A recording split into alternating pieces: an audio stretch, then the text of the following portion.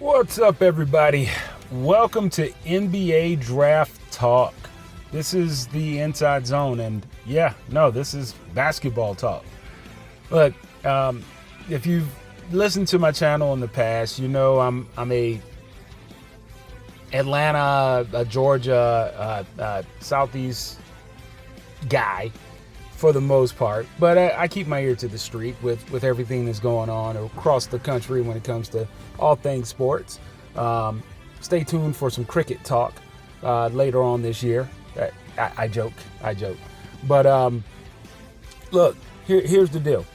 The Atlanta Hawks have always been known as kind of a bottom tier, never expect too much out of the team type of franchise, right? They always make crazy moves like trading Dominique Wilkins at the top of his prime, or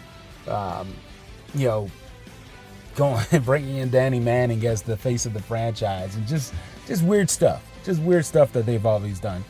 I think there's been a lot of talk about the Trae Young, Luka Doncic decision on draft day, where they swapped with the Dallas Mavericks to get Trae Young and gave up Luka. But this past, yesterday, they just did the same thing, right? They let Queen go to the Pelicans, and they traded back up into the draft. And a lot of people looked at them like, whoa, what's going on? But I think we may have turned a corner. As a Atlanta Hawks fan, you always want your GMs to think 2, 3, 4 steps ahead. And in this case, the Atlanta Hawks traded out of their first round pick. I think it was at number 12, 13 or something like that. Gave it to the Pelicans for a 23rd pick and a unrestricted first round pick next year from the Pelicans. Meaning, if the Pelicans are terrible next year and they end up as a lottery pick, that's the Falcons. Not the Falcons. Good God. You see where my head is at. I'm ready for camp to start. That is the Atlanta Hawks pick.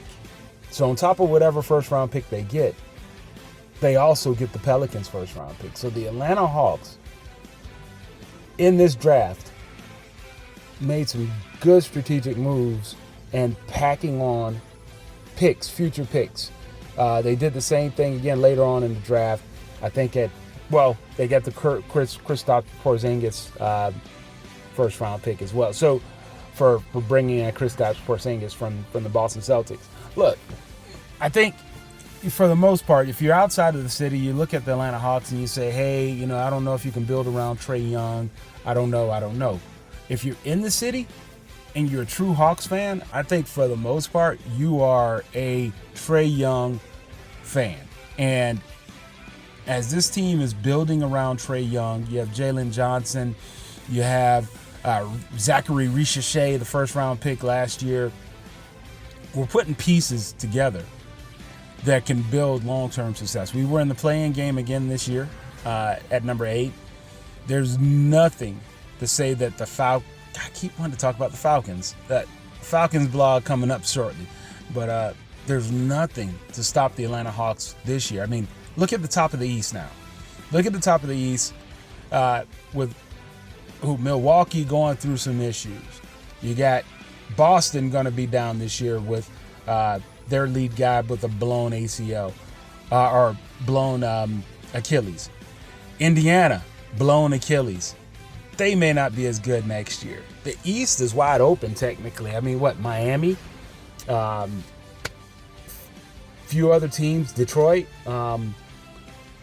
New York.